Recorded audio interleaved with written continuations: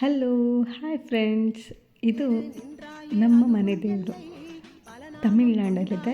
ಪಡವೇಟು Renukamba temple ಅಂತ. ಅಲ್ಲಿಗೆ ನಾವು ಹೋಗಿದ್ವಿ. ಸೊ ಮನೆ ದೇವ್ರ ಪೂಜೆ ಮಾಡಿಕೊಂಡು ಪೊಂಗಲ್ ಇಟ್ಕೊಂಡು ಬರಬೇಕಿತ್ತು. ಸೊ ಹಾಗಾಗಿ ಹೋಗಿದ್ವಿ. ಈ ಪೊಂಗಲ್ ಇಡೋ ವಿಡಿಯೋನೇ ನೀವು ನೋಡ್ತಾ ಇದ್ದೀರಾ. ಪೊಂಗಲ್ ಇಡೋಕ್ಕಂತೂ ನಾನು ಪಟ್ಟಿದ್ದು ಹೆಂಗಿತ್ತು ಅಂದರೆ, ನಾನು ಹೊಲಲ್ಲಿ ಅಡುಗೆನೇ ಮಾಡಿಲ್ಲ ಫಸ್ಟ್ ಅಲ್ವಾ.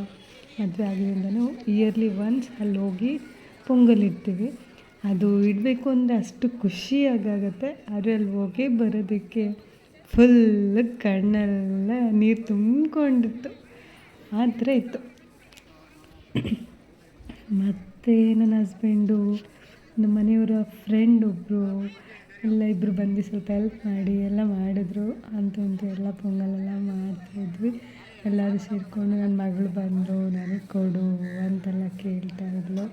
ಸೊ ಇಲ್ಲ ಅದೆಲ್ಲ ಏನು ಮುಟ್ಬಾರ್ದು, ತಿನ್ನಬಾರ್ದು ದೇವರಿಗೆ ಹಂಗೆಲ್ಲ ಹೇಳಿ ಸ್ವಲ್ಪ ದೂರ ಕಳಿಸ್ದೆ. ಆ ಕಡೆ ಆಟ ಆಡ್ತಿದ್ಲು. ನಾವು ಪೊಂಗಲೆಲ್ಲ ಆಗ್ತಿತ್ತು.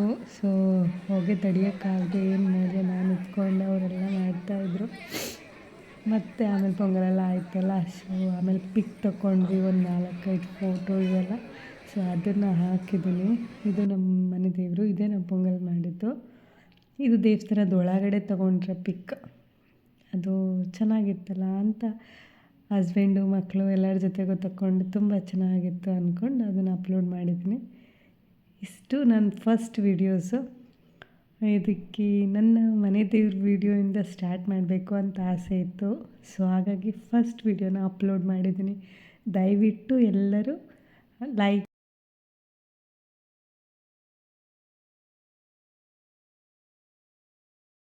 ಶೇರ್, ಕಮೆಂಟ್, ಸಬ್ಸ್ಕ್ರೈಬ್ ಎಲ್ಲರೂ ಮಿಸ್ ಮಾಡದೆ ಮಾಡಿ. Thank you.